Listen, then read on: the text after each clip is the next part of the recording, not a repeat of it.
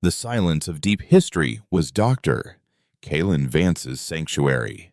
He found it not in libraries or hushed archives, but in the faint, layered whispers of Antarctic ice cores and the sun-bleached glyphs on Martian mesas. For 2 decades, he had chased a ghost, a theory so reviled by the Unified Earth Directorate that it had cost him his tenure, his funding, and nearly his reputation.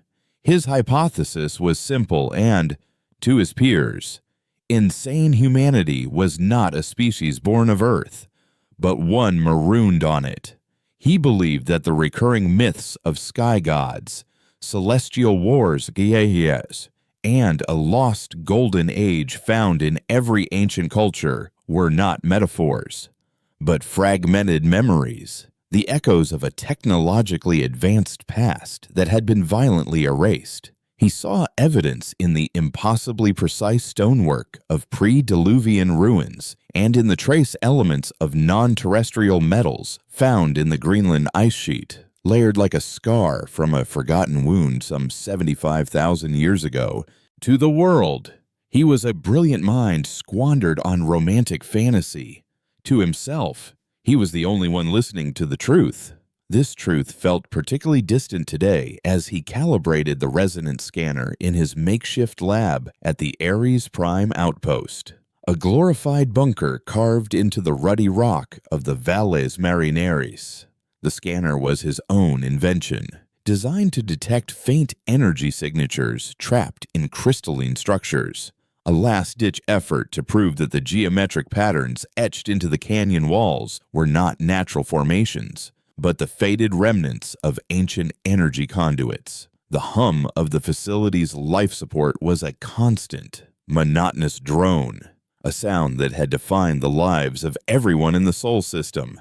Humanity had clawed its way back to the stars, but only as far as its own backyard. They had colonies on Luna, Mars, and the moons of Jupiter, all bound together by lumbering fusion-powered ships that took months to traverse the void. They were a people of grit and ingenuity, united under the EDC after the devastating resource wars of the 22nd century. But they were fundamentally alone, a single flickering candle in an endless, silent dark. That belief was the bedrock of their modern civilization. Kalen believed the bedrock was a tombstone, half a system away. Commander Eva Rostova felt the familiar, reassuring kick of a kinetic rifle against her shoulder. The thin Martian air, acrid with cordite and ozone, was a perfume she'd known her whole life. She lay prone on a ridge overlooking a simulated enemy encampment, her face painted in shades of ochre and rust to match the terrain. Below, her Spectre unit, the elite of the Earth Defense Corps, moved with the fluid lethality of predators. They were not an army of advanced technology. Their armor was hardened alloy, not energy shields. Their weapons fired projectiles, not plasma. But they were the most disciplined, most ruthless fighting force in the system. Rostova had forged them in the crucible of her own unyielding standards. She demanded perfection because she knew what imperfection cost.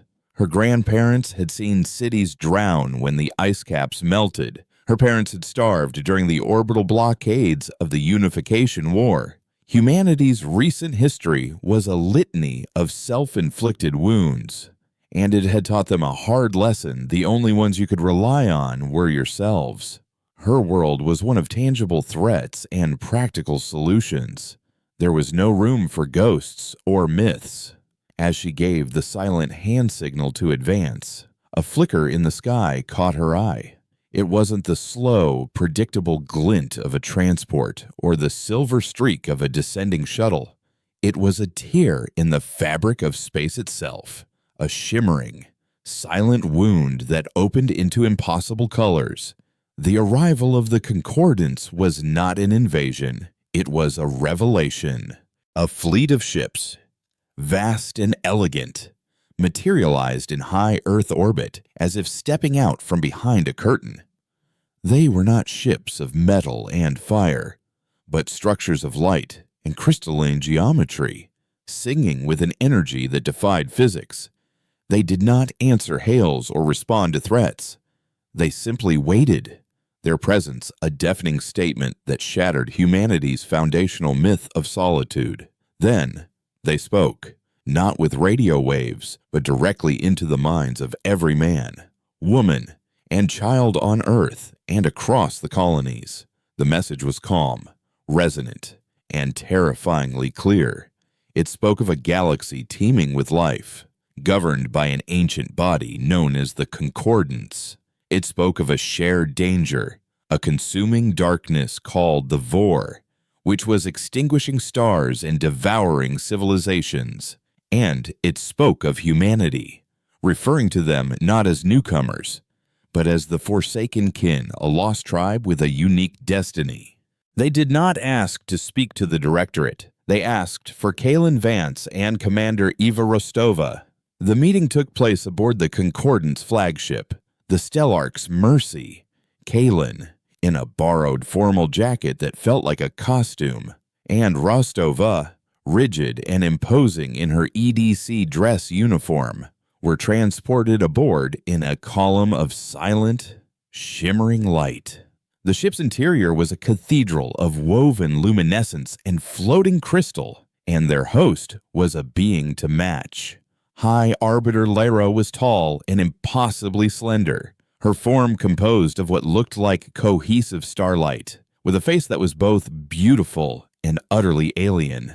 She moved with a liquid grace that belied the ancient authority in her multi-toned voice. Rostova's hand never strayed far from the sidearm she had refused to surrender, her eyes scanning for threats in a room that seemed to have no corners. Kaylin, however, was captivated, his mind reeling as millennia of his theories crystallized into a terrifying reality before him.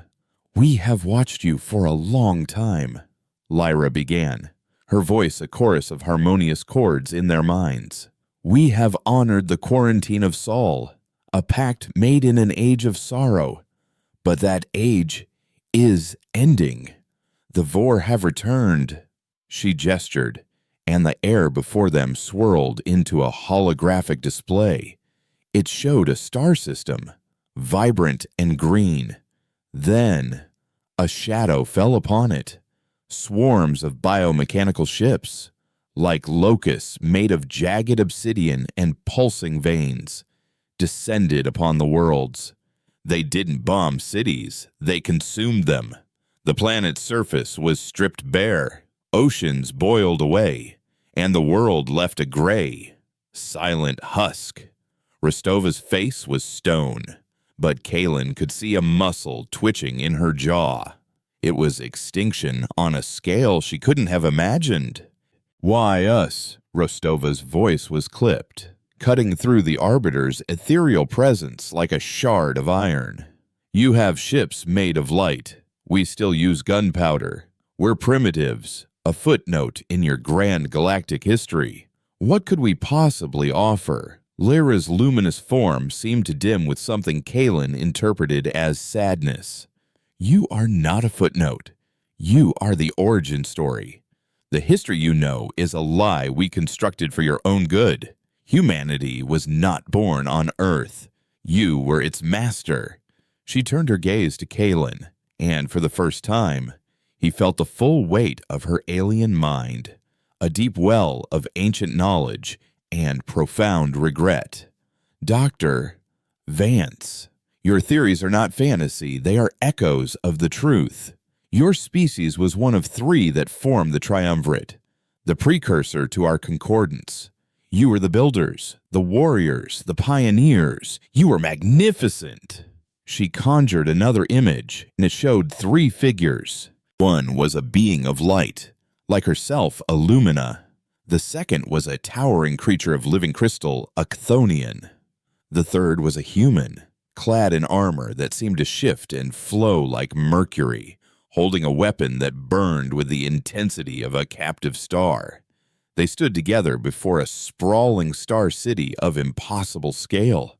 "What happened?" Kaylin whispered, his voice trembling. "The Vor." Lyra answered, "They are not an empire. They are a harvest, a sentient plague from the dark spaces between galaxies. They came, and the Triumvirate fought them. The Lumina and the Chthonians fought with energy and logic. But you fought with something else, a fury, a righteous fire that burned so brightly it terrified us as much as it did the Vor. You engineered weapons that tore holes in reality. You developed a genetic adaptation, a psychic resonance that allowed you to not only resist the Vor's hive mind, but to predict its movements, to feel its hunger. You were the only ones who could truly fight them. So where are our starships? Our weapons?" Rostova challenged, her skepticism a shield against the overwhelming revelations. "If we were so powerful, why are we stuck on a single planet, fighting over scraps of rock?" The Arbiter's form flickered. "In the final battle of the Sundering War, your fleet, led by a leader whose name is now forbidden, prepared to activate a weapon called the Soulfire Cascade. It would have destroyed the Vor's central consciousness, but its resonant frequency would have also shattered the minds of every sentient being in this galactic arm, our own people included. You were willing to sacrifice everything and everyone to win. We could not allow it. We and the Chthonians turned on you. We broke your fleet, dismantled your empire, and in our fear, we did something unforgivable." Lyra extended a hand, and an object materialized above her palm. It was a sphere of swirling gray mist, contained within a lattice of gold. "We brought the survivors back to your ancestral homeworld Earth. We used our technology to sever your connection to the galactic psionic field, to lock away your genetic memories, and to instill a deep, instinctual fear of the void. We quarantined your system, edited the star maps, and erased you from galactic history. We told the galaxy you had sacrificed yourselves to defeat the Vor. We turned you into a myth, a cautionary tale. We made you forget what you are." A profound, chilling silence filled the chamber. Every piece of Kalen's life's work, every myth he had ever studied, clicked into place. The fall from grace, the Garden of Eden, the flood that wiped the world clean. It was all there, a planetary amnesia enforced by their gods, who were in fact their jailers. "And now you need your guard dogs back," Rostova said, her voice dripping with contempt. "The monsters you caged are loose again, and you want to unchain us." "We want to restore you," Lyra corrected gently, though the distinction was lost on Rostova. "The Vor are adapting. Our logic and our technology are failing. We have lost 6 star systems in the last cycle. The Concordance is on the verge of collapse. We need the warriors who fought them before. We are offering you a pact. We will give you the keys to unlock your own forgotten science, FTL travel, advanced energy systems, the knowledge to build what you have lost. In return, you will stand with us. We will trigger a reawakening, a controlled release of the genetic locks. It will restore your latent abilities, your instincts for this war." Lyra floated the misty sphere towards them. It pulsed with a soft, internal light, humming a tune that vibrated deep in Kalen's bones, a melody he felt he almost recognized. "This is a Ji-Yin-Xie Gen-Chi Jin-Xie Genki, Gene Resonator. It is the key, the first step. It will not force you, but it will open the door. Your people must choose to walk through it." Kalen looked at Rostova. Her face was a mask of cold fury, her mind grappling with a betrayal that spanned millennia. She saw a devil's bargain become a weapon for the very beings who had crippled her species, or face absolute annihilation alongside them. Kalen saw something else. He saw a chance, A chance to reclaim not just a lost past, but a stolen future. Yet, he also felt a deep tremor of fear. What kind of fury had they possessed that would make their own allies turn on them? What kind of monsters had they been? And what would happen to the soul of humanity when those monsters were let out of their cage? The choice lay before them, humming softly in the alien air, a promise of salvation and damnation intertwined. The silence of history was over. A roar was about to begin. The journey back was a silent eternity compressed into minutes. The column of light that had carried them to the Stellarch's mercy deposited them back into the sterile confines of the Ares Prime Command Center with the gentle finality of a closing coffin lid.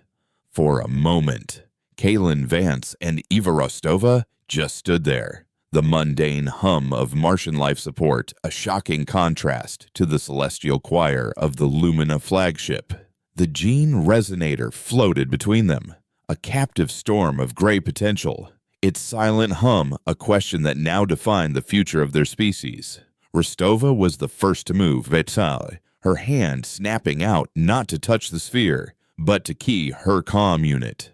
"This is Commander Rostova. Secure this chamber. Level 10 quarantine protocol. No one enters or leaves without my direct authorization. And get me a direct, encrypted channel to the Directorate General." Her voice was glacial, each word a carefully chipped piece of ice. She was a soldier once more, finding refuge in procedure when reality had dissolved into a nightmare. Kalen watched her, his own mind a tempest of vindication and terror. He had spent his life searching for a ghost, and had found a god who confessed to being his jailer. The weight of that truth was crushing, yet exhilarating. He had been right. Oh, gods, he had been so terribly, apocalyptically right. The Directorate Council convened within the hour. A tense assembly of holographic figures projected into the Ares Command Center. They were the most powerful people in the Sol System, Director General Eris Thorne, a man whose face was a roadmap of political compromises. Fleet Admiral Jorix, a thick-necked veteran whose entire career had been built on the doctrine of human self-sufficiency, and Dr. Lena Petrova, head of the Directorate's Science and Technology Division, a woman whose skepticism was legendary. They listened in stunned silence as Rostova delivered her report, her tone flat and professional, betraying none of the seething fury Kalen could feel radiating from her. She detailed the concordance, the vor, the lie of their history, and the pact they had been offered. She concluded by transmitting the full sensory log of their meeting with Lyra, a package of irrefutable evidence that left the council chamber echoing with a profound and horrified silence. Admiral Jorik was the first to break it, his hologram crackling with indignation. "It's a trick," he boomed, his voice like grinding rock. "A 1,000-year-old deception. And now they come to us as saviors. They caged us, neutered us. And now that a bigger predator is at their door, they want to let us off the leash. We'd be fools to trust them. They'll use us as cannon fodder and discard us the moment the threat is gone. Or worse, cage us again when we're done." "Doctor." Petrova's image flickered as she leaned forward, her expression a mixture of fascination and deep suspicion. "The technology they offer, FTL, psionics, genetic resequencing. It's the leap of 1,000,000 years of evolution. It could also be a Trojan horse. How do we know this reawakening won't simply make us more susceptible to their control, a weapon that only answers to its master?" It was Director General Thorne who finally turned his weary eyes to Kalen. "Dr. Vance, you have chased these echoes your entire life. You are the only human alive with any context for this revelation. What is your assessment?" Kalen took a breath, feeling the combined weight of every myth, every ruin, every anomalous data point he had ever studied. "They are telling the truth," he said, his voice quiet but firm. "The evidence is not just in what they showed us, but in what we have always known. The sudden sophistication of the Indus Valley civilization, the vitrified forts in ancient Scotland, the legends of Vimanus and wars in the heavens. It's the fragmented, dreamlike memory of a fallen people. Admiral Jorik is right to be cautious. They are not our friends. They are our former allies who became our wardens out of fear. But he is wrong to think we have a choice." He gestured towards the holographic star map that now showed the encroaching shadow of the Vor. "Look at that. We are a single system with sublight travel and kinetic weapons.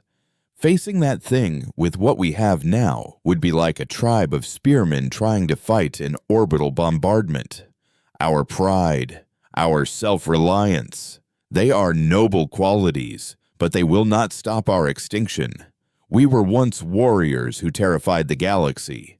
I think it's time we remembered why." The debate raged for days, a storm of fear, pride, and desperate pragmatism that paralyzed the entire system. Rostova became the voice of defiance, arguing that humanity should seize the resonator, attempt to reverse engineer its principles, and forge their own path, free from the Concordance's influence. "Better to die on our feet than live on our knees as their weapon," she argued in a closed-door session, her words sharp enough to cut steel. Kalen countered that there was no time. "We are a man drowning 10 feet from shore," he pleaded with Thorn, "and you are arguing about who built the rope they've thrown us." The stalemate was broken not by rhetoric, but by reality. A single beetle-like ship, black as the void and pulsing with a sickening purple light, dropped out of a tear in space near the orbit of Saturn. It was a Vor scout. It ignored all hails. When the EDC's Outer Rim Defense Fleet moved to intercept, the result was a massacre. The pride of the human Navy destroyers, cruisers, the mighty dreadnought, Leonidas fired everything they had. Railgun slugs moving at a fraction of light speed splashed harmlessly against an energy shield that didn't even flicker. Torpedoes were consumed by swarms of smaller drone fighters that detached from the scout's hull like fleas. In return, the Vor ship emitted a single beam of coherent darkness. It wasn't a laser, it was an unmaking. The Leonidas didn't explode. It was simply erased. Its 3,000-person crew vanishing from existence in a silent flash of negated physics. The rest of the fleet broke and scattered. The Vor scout didn't pursue. It simply hung there, a patient, silent executioner, and began to slowly, methodically, disassemble one of Saturn's smaller, uninhabited moons, consuming it piece by piece. The message was clear: this is what we do to worlds. You are next.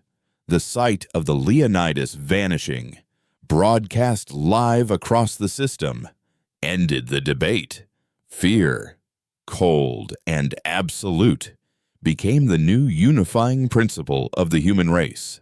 In an emergency session that lasted 17 minutes, the Directorate Council voted unanimously.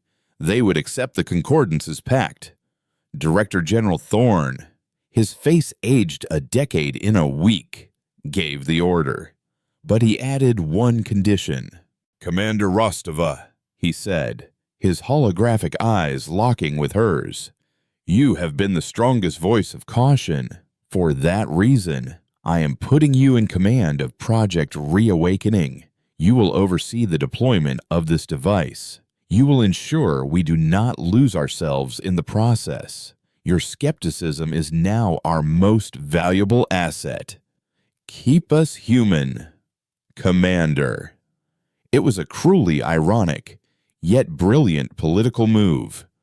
The project's greatest critic was now its gatekeeper. A secure facility was prepared on Luna, deep beneath the Sea of Tranquility, far from any civilian population. The gene resonator was transported there under the heaviest guard in human history. In the central chamber, a vast, sterile sphere of white alloy. Kalen and a team of geneticists made the final preparations, hooking the device into the central communications grid that would allow its frequency to be broadcast across the entire Sol system. Rostova stood on an observation deck above, her arms crossed, her expression unreadable. She watched Kalen as he worked, his movements filled with a nervous energy, a lifetime of academic curiosity on the verge of a terrifyingly practical application. They were about to ring a bell that could not be unrung, to open a door deep in the human soul, without knowing what lay on the other side. "It's time, Commander." Kalen's voice came over her private comm, steady but strained. Rostova looked out at the star-dusted blackness of the viewport, towards the distant, baleful purple light of the Vor scout still patiently waiting by Saturn. Then she looked down at the resonator. "Proceed," she said, her voice a dead, emotionless thing. Kalen nodded and initiated the sequence. The resonator began to hum, a low, resonant thrum that grew in intensity until the very air in the chamber vibrated. The gray mist within it began to swirl faster and faster, and then it flashed, releasing a wave of non-visible, non-physical energy. It was a psychic shockwave. It passed through the lunar rock, through the vacuum of space, through the hulls of ships and the walls of habdomes, and washed over every human being in the system. For a heartbeat, nothing happened. Then, the screaming began, not of pain, but of confusion. Across Earth, Mars, and the colonies, people collapsed, clutching their heads.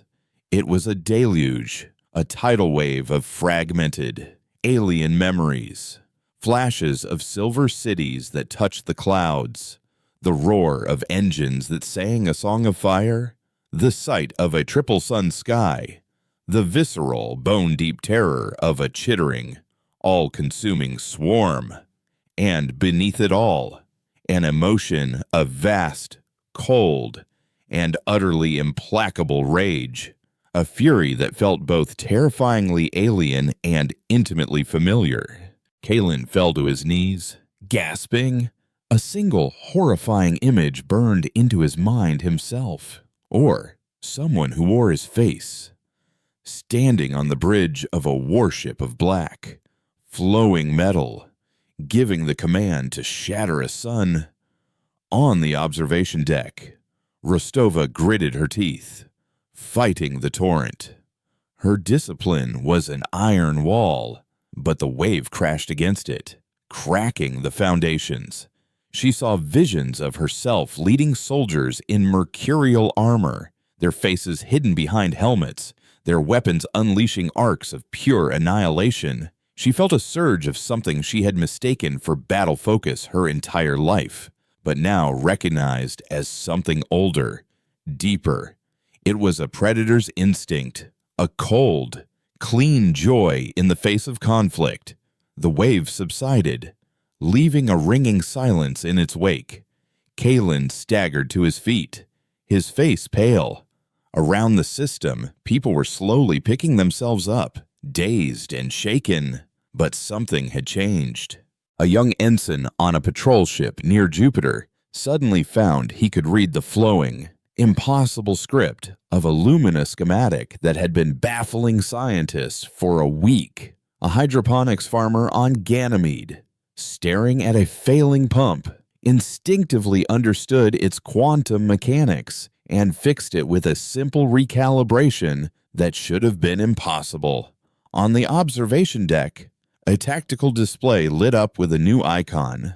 The Vor Scout by Saturn had changed its energy signature. It was no longer passive. It was preparing to attack. But as Rostova looked at the display, she didn't just see data. She felt it. A cold prickle on the back of her neck. A faint, discordant hum in the back of her mind. She knew its target, its trajectory, its intent. as if the Vor's thoughts were a faint, foul whisper on the wind. Her eyes, when she looked up, seemed to hold a new, harder light. The Fury was awake, the cage was open, and the monster was staring out. The reawakening was not a gentle dawn. It was a violent, system-wide seizure. For 72 hours, humanity was a species lost in a fever dream. The psychic shockwave of the gene resonator hadn't just unlocked memories, it had shattered the dam of a collective subconscious that had been artificially suppressed for 75 millennia. The results were chaotic, terrifying, and transformative. In the sprawling arcologies of Earth, artists who had never held a brush began sketching impossible, flowing architecture and alien starscapes with photographic precision. Children hummed melodies that resonated with the harmonic frequencies of Lumina technology. In the zero-G workshops of the Jovian shipyards, engineers and mechanics began to modify their fusion drives and plasma conduits, not from blueprints, but from a shared, instinctual understanding of hyper-efficient energy dynamics that seemed to blossom in their minds. But for every miracle, there was a nightmare. A significant portion of the population was overwhelmed by the sudden influx of ancestral trauma. Hospitals were flooded with people suffering from what doctors could only describe as metaphysical vertigo, their minds unable to reconcile a lifetime of mundane reality with flashes of galactic warfare and godlike power. A new and terrifying mental illness emerged, dubbed Echo Syndrome, where individuals became lost, reenacting the final, desperate moments of their ancient ancestors. They would scream in a language no one had spoken for ages or stare into the sky, their eyes wide with the remembered terror of the Vor's approach. The military was hit hardest and, paradoxically, benefited the most. Commander Eva Rostova found her Spectre unit transformed. These were soldiers she had trained to the peak of human capability, but now they were something more. Her second-in-command, Lieutenant Jax, a man known for his stoic calm, could now feel the stress fractures in a bulkhead before they registered on any sensor. Another, Sergeant Kira, discovered she could interface directly with the ship's targeting systems. Her reaction times now measured in nanoseconds as her thoughts and the machine's logic became one.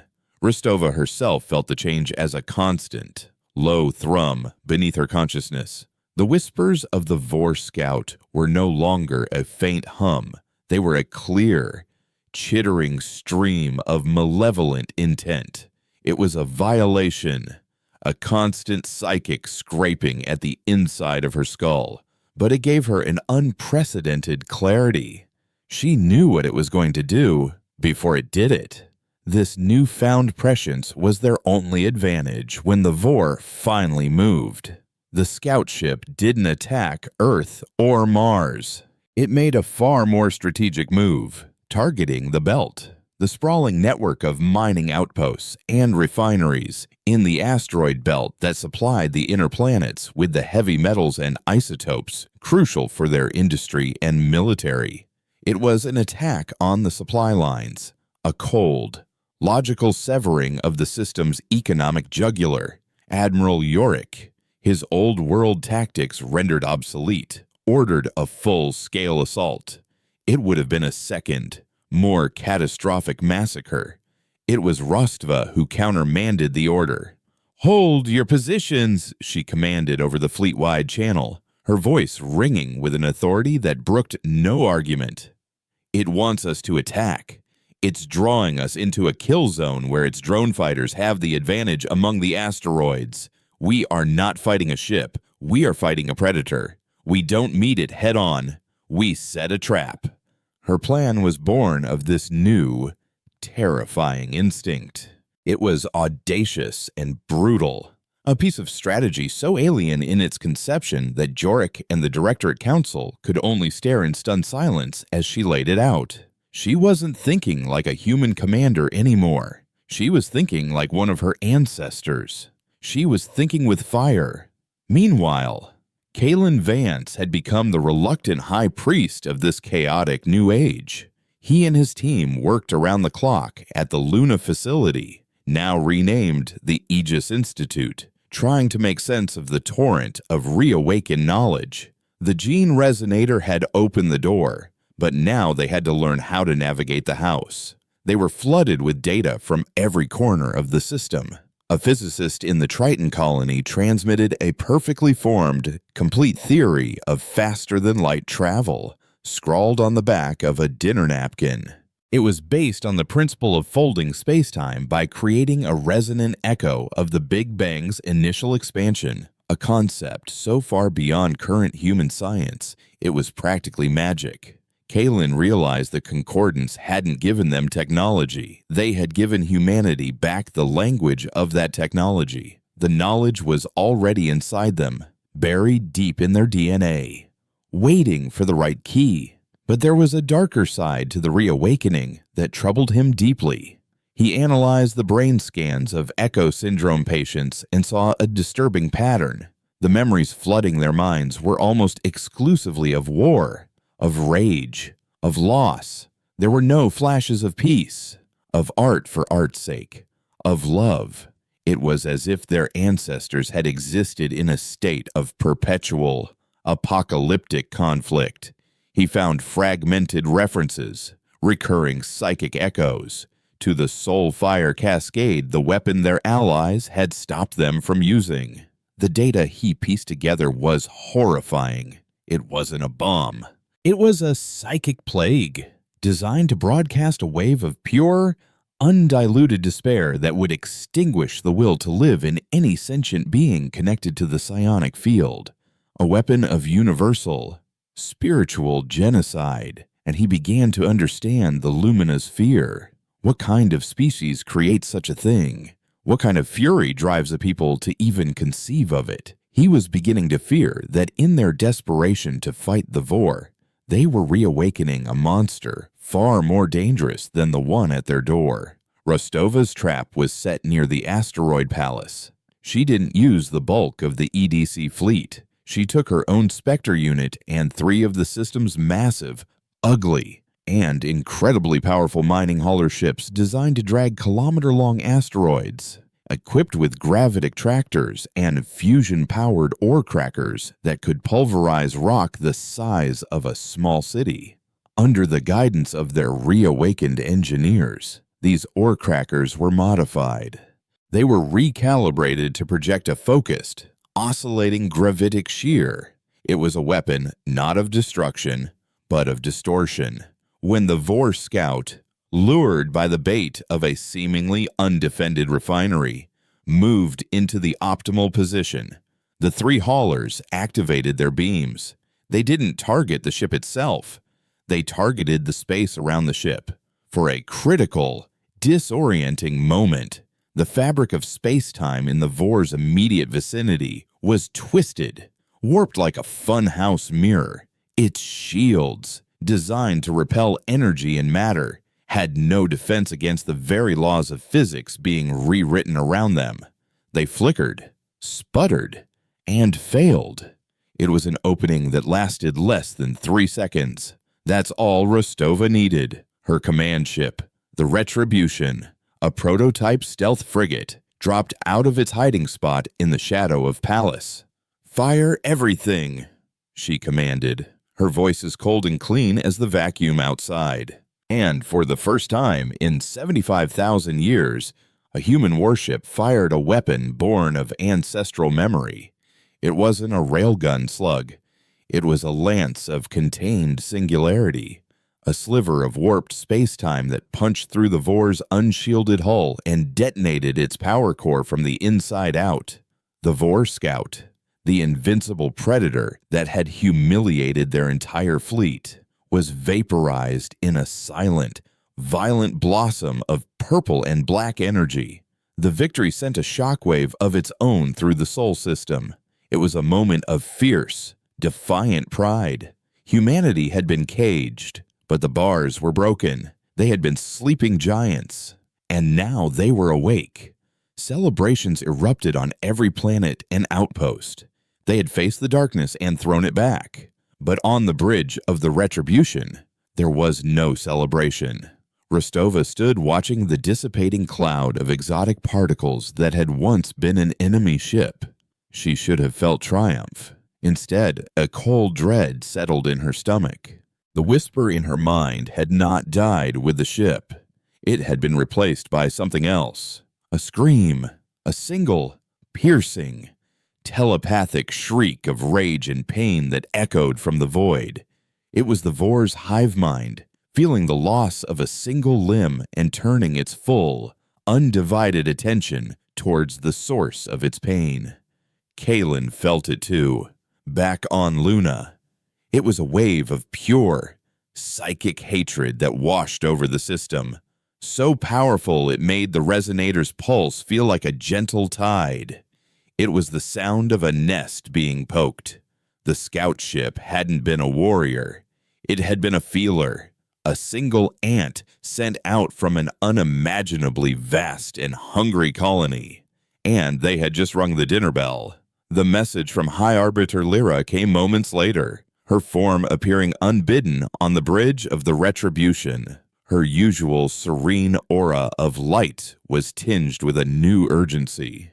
"You have succeeded, forsaken kin," her voice echoed in their minds. "You have shown them your fire, but in doing so, you have shown them your world. The Harvest Fleet has been diverted. They are coming. All of them." The star map on the main view screen updated. A vast crimson cloud, representing a fleet so large it defied comprehension, changed course.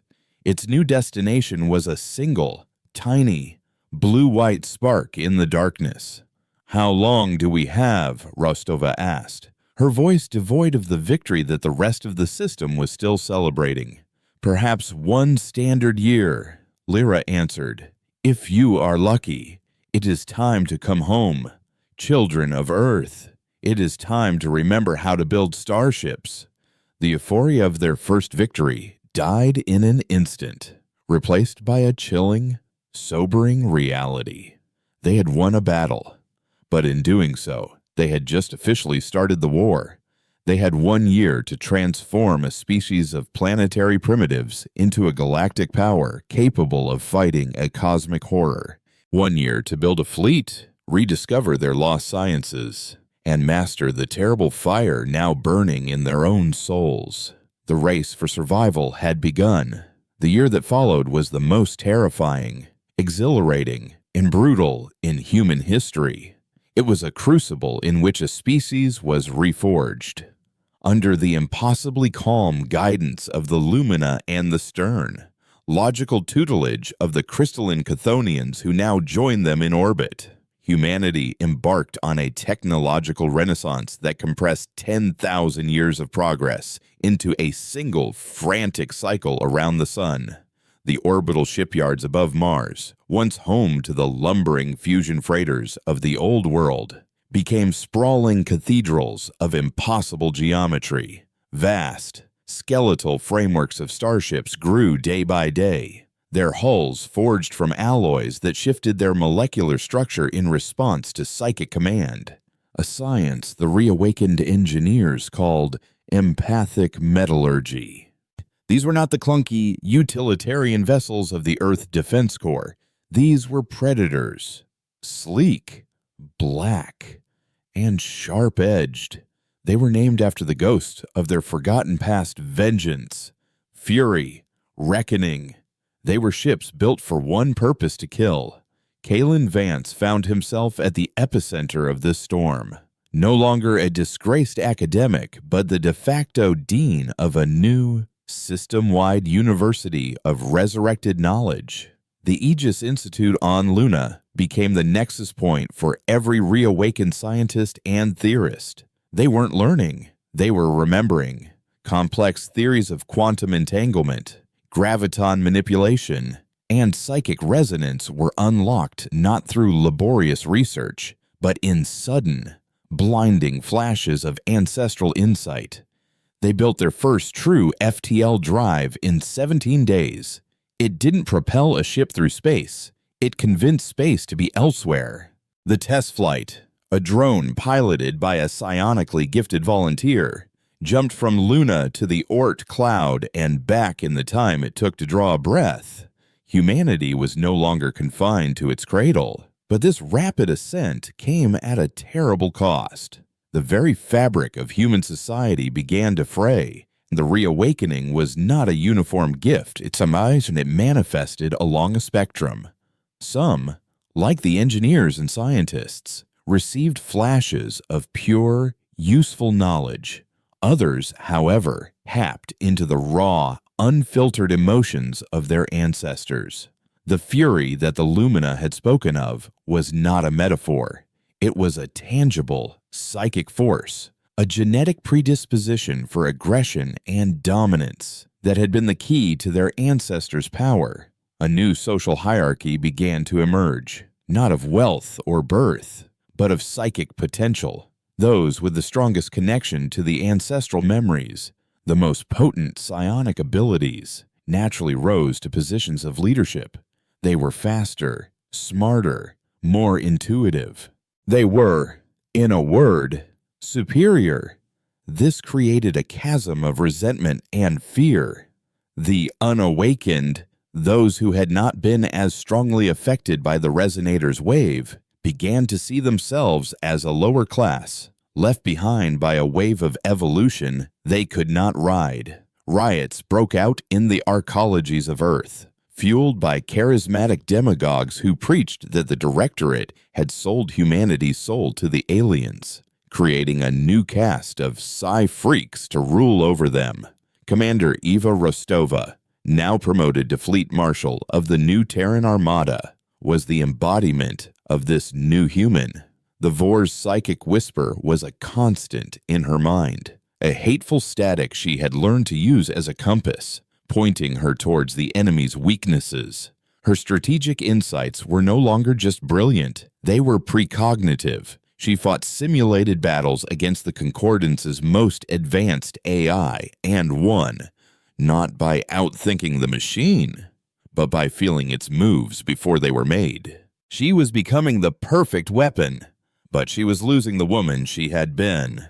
Her emotions were blunted, replaced by a cold, sharp-edged clarity. She saw her soldiers not as people, but as assets. Their psionic potential a quantifiable metric in her war calculations. The camaraderie of her old Spectre unit was gone, replaced by the silent, instinctual understanding of a wolf pack. They moved and fought as one, but the easy laughter and shared stories were a thing of the past. They were becoming their ancestors efficient, lethal, and frighteningly empty. Her relationship with Kalen became a strange anchor in this storm. He was one of the few who seemed to be wrestling with the moral implications of their transformation. He would visit her on the command deck of her flagship, the newly christened TDS Retribution, a ship that seemed to drink the light around it. "We're not just building weapons, prisoners, Eva," he'd say, his face etched with worry as he gestured to the star-dusted view screen. "We're building a new kind of human, and I'm not sure I like what it looks like. The Soulfire Cascade. I've found more fragments. It wasn't just a weapon against the Vor. The final activation sequence was targeted at our own allies, the Lumina, the Chthonians. Our ancestors were going to wipe the board clean. They weren't just winning a war, they were claiming the galaxy. They were trying to ensure our survival." Kalen, Rostova would counter, her voice flat. "An ugly choice, but a necessary one. The only rule in this universe is that the strong survive. We were strong. We were made weak, and now we will be strong again. That is all that matters." The first true test of this new strength came 6 months before the Vor Harvest fleet was projected to arrive. A Concordance deep space observatory on the edge of the Perseus Arm, a vital listening post, went silent. The Concordance fleet, vast but conventional, was too far away to intervene in time. It was a mission humanity had to take. Rostova led a vanguard fleet of 12 of the new Terran warships. Their first FTL jump as a combat group was disorienting, a wrenching, physical sensation of reality folding in on itself. They emerged into a scene of carnage. The observatory, a crystalline lattice the size of a small moon, was under assault by a fleet of Vor cruisers, biomechanical monstrosities that bled black energy into the void. The battle that followed was not a contest. It was an execution. Rostova didn't issue complex firing solutions or tactical maneuvers. She broadcast a single, psionic command to her fleet hunt. The Terran ships moved with a fluid, predatory grace that left the Concordance observers, watching via long-range drones, speechless. They didn't fly in formation. They scattered and converged like a pack of sharks, anticipating the Vor's movements, flanking them, and tearing them apart with lances of gravitic distortion and focused singularity cannons. Sergeant Kira, now a bridge officer on the Retribution, became a terrifying prodigy. She interfaced directly with the entire fleet's targeting matrix, her mind a nexus point for a dozen warships. She could see through their sensors, fire their weapons, feel the strain on their hulls as if they were extensions of her own body. They destroyed a Vor fleet 3 times their size in under 20 minutes, suffering only minimal damage.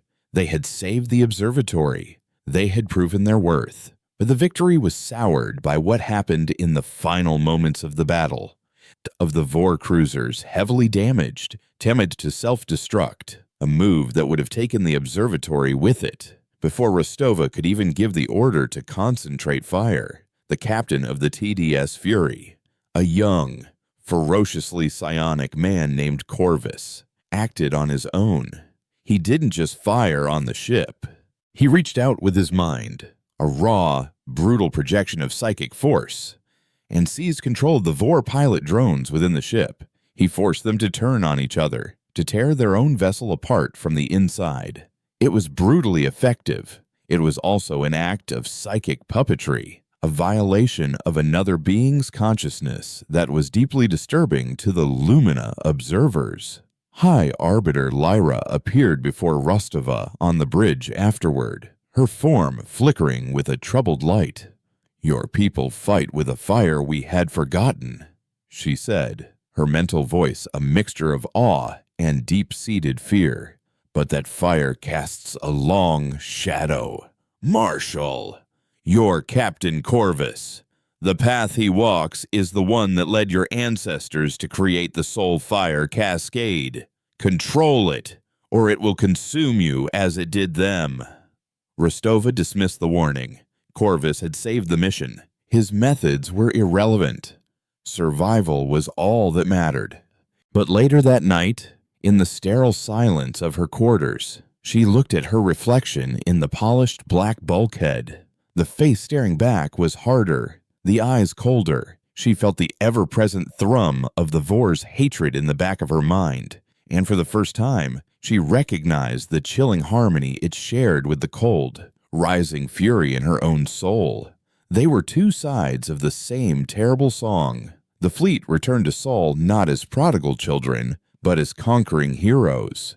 Their victory solidified the position of the psionically gifted. They were the saviors, the shield against the dark. The unawakened fell into line, their protests silenced by the undeniable proof that this new path was the only path to survival.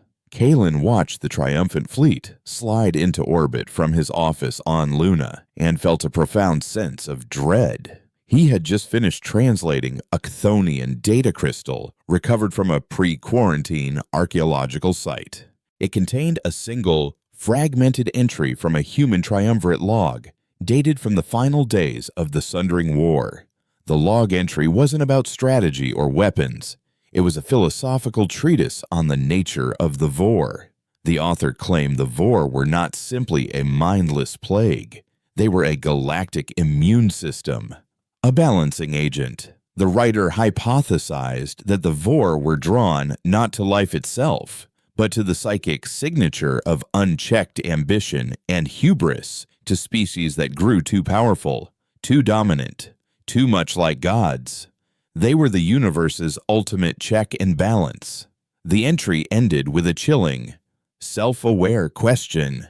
We built weapons to shatter stars and silence minds. We see ourselves as the pinnacle of creation. Are we the saviors of this galaxy? Or are we the disease the Vor have come to cure? Kalen looked at the warships hanging in the blackness like sharpened knives, at the hero worship being lavished on their psionic commanders, and at the cold, hard glint in Eva Rostova's eyes. He feared he already knew the answer. The harvest fleet was coming, and humanity was becoming exactly the kind of monster that it was destined to fight. The arrival of the Vor harvest fleet was not an invasion. It was the coming of a geological age. Space itself seemed to curdle as a wound tore open beyond the orbit of Neptune, a bleeding rift of non-color from which the Armada emerged. It was not a fleet in any recognizable sense. It was a swarm, a migration of living darkness, a continent of biomechanical predators whose collective psychic signature fell upon the Sol system like a shroud. It was the pressure of a deep ocean, a silent scream of absolute hunger that sought to crush the minds of all who felt it. On every human world, people felt a primal, gut-wrenching dread, the instinct of prey that knows the hunter has finally come.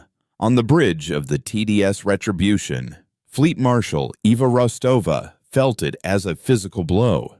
The constant, hateful whisper of the Vor in her mind had become a roaring, deafening chorus. But through the pain, her reawakened instincts gave her a terrifying clarity. She saw the swarm not as a million individual ships, but as a single, vast organism, and she could feel the currents of its simple, brutal thoughts consume, erase, harvest. The battle for Sol began in the graveyard of the outer planets. Rostova's strategy was a masterpiece of cold, predatory genius. She used the new FTL drives not to meet the Vor head-on, but to conduct a campaign of lethal guerrilla warfare. Her fleets would appear from folded space, unleash a devastating volley of singularity fire at a vital node in the Vor swarm, and vanish before the hive could react. It was a dance of ghosts and shadows on a scale that dwarfed any conflict in human history. The new Terran Armada fought with the fury of their ancestors. Psionic commanders like Corvus became legends in hours, their minds linked in a battle net that allowed them to coordinate attacks with the speed of thought. They tore holes in the Vor formation, their black ships weaving through the enemy swarm like scalpels, leaving trails of vaporized biodrones in their wake. The Concordance fleets, fighting alongside them, could only watch in awe and terror. The humans didn't fight like soldiers. They fought like a force of nature, their rage a tangible weapon that burned across the void. But the Vor was an ocean, and humanity was throwing stones into it. For every Vor cruiser they destroyed, 10 more would surge forward to take its place. The sheer, grinding attrition was overwhelming. Ships were lost. The fury commanded by the reckless Corvus was finally cornered and swarmed, its last defiant act a psychic scream of defiance that Rostova felt as a sharp pain behind her eyes. The defensive perimeter was pushed back past Jupiter, then Mars. The psychic pressure from the hive mind intensified, breeding despair and exhaustion. The human fleet, for all its power and fury, was beginning to break. In the sterile white halls of the Aegis Institute on Luna, Kalen Vance worked with a desperate urgency. He watched the battle unfold on his displays, But his real work was a race against the death of his species' soul. He had pieced together the last fragments of the triumvirate logs, and the truth he uncovered was more terrifying than the Vor itself. The soul fire cascade was not just a weapon, it was an ascension. It was designed to sever not just the Vor's mind, but the minds of all lesser species, leaving the psionically gifted humans as the sole inheritors of a silent galaxy. It was the ultimate act of hubris. He knew, with a certainty that chilled him to the bone, that Rostova and her commanders were being pushed towards the same terrible precipice. The final stand was made in the space between Earth and its moon. The remnants of the Terran armada, battered and bleeding, formed a final, desperate line. Below them, the blue and white jewel of their homeworld shone, a heartbreakingly beautiful prize for the victor. The Vor swarm paused, gathering its strength for the final, overwhelming push. It was in this moment of dreadful silence that the message came from the Directorate Council. Now bunkered deep within the Earth's crust, all tactical command was deferred to Marshal Rostova. The survival of the species was in her hands. She knew what they were asking for. She felt the same terrible logic blossoming in the minds of her remaining captains. They could not win by conventional means. But they were not conventional. Rostova closed her eyes and reached out, not to her fleet, but to the gene resonator, still humming its powerful tune on Luna. The engineers had discovered its final protocol. It could be used as a focusing lens, a psychic amplifier of unimaginable power. She could link every awakened psionic in the system, from the commanders on their bridges to the children on Earth who saw ghosts, and channel their collective will, their collective fury, through the retribution. She could create a new soul fire cascade, a wave of pure, annihilating psychic force that would shatter the Vor hive mind. The cost would be unimaginable. The psychic backlash would likely kill a third of the psionics who participated and permanently scar the rest. It would be an act of self-mutilation, but they would survive. They would win. As her hand hovered over the activation sequence, a single, private data burst cut through the chaos. It was from Kalen. There was no plea, no argument, just the translated text of the final triumvirate log. And the question it posed, are we the saviors of this galaxy? Or are we the disease the Vor have come to cure? The words hit her harder than any physical weapon.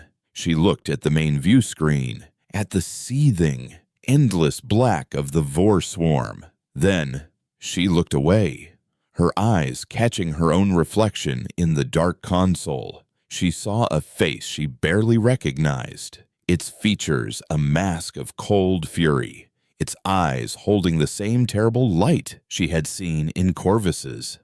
She saw the monster from her ancestors' past staring back at her. And in that moment, she made a choice, not as a weapon, not as a marshal, but as a human.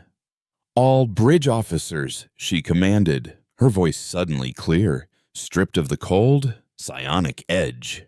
Patch me through to every psionic in this fleet, every civilian channel, every comm unit in the system. Link them all, not to the weapons array, but to me, directly. To me. A confused silence answered her. Do it, she snapped. A flash of the old Eva returning.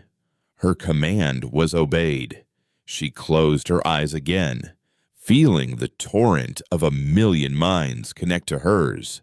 She felt their fear, their hatred, their despair, and she felt her own cold fury. A vast and tempting ocean of power. She ignored it.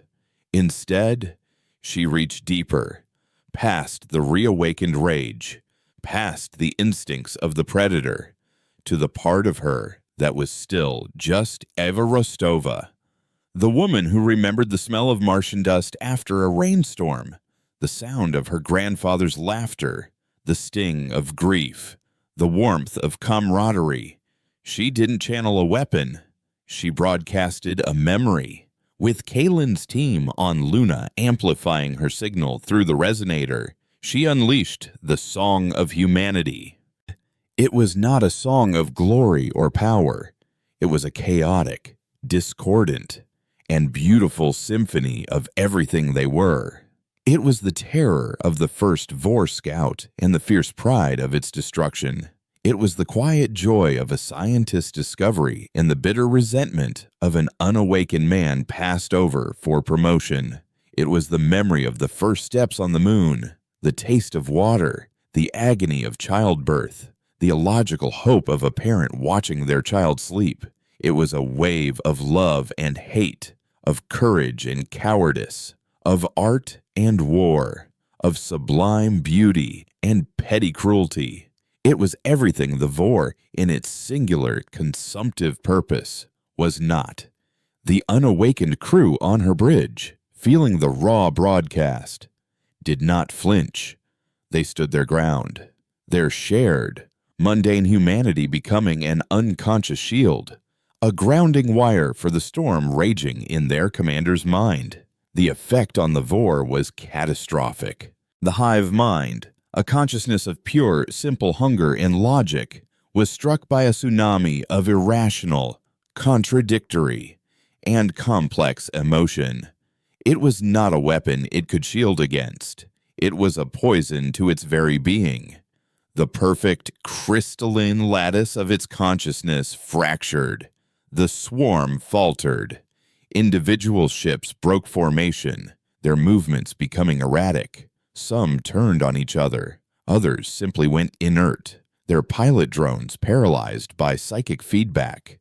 The great, single organism had been shattered into a million confused and dying pieces. This was the opening. Rostova, her voice strained but alive, gave the final order.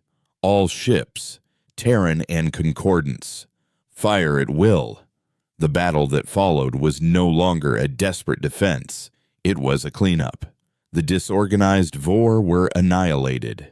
As the last of the biomechanical ships were vaporized, a profound silence fell over the system. The psychic roar was gone. For the first time in a year, humanity's mind was quiet. They had survived. In the aftermath, Everestova stood with Kalen Vance in the Aegis Institute's observation dome, looking down at the Earth. Her psionic abilities were scarred, muted, but her eyes were clear for the first time in months. The schism between the awakened and the unawakened had not vanished, but its foundation of fear had been replaced by a new, grudging respect. The psionics had provided the fire, but it was the shared, stubborn heart of all humanity, awakened and not, that had won the war. The Concordance gave humanity a new title, not the Forsaken Kin, but the Unexpected. They were a species that had looked into the abyss of their own nature and chosen to turn away. A species that had defeated a cosmic horror, not with a greater weapon, but with a greater weakness, their own flawed, chaotic, and beautiful humanity. The stars were quiet. The fleet was coming home. The long war was over, and the future was an unwritten page. Humanity had been to the brink of godhood and chosen to remain mortal. They had not conquered the galaxy. They had done something far more difficult. They had learned to live with themselves.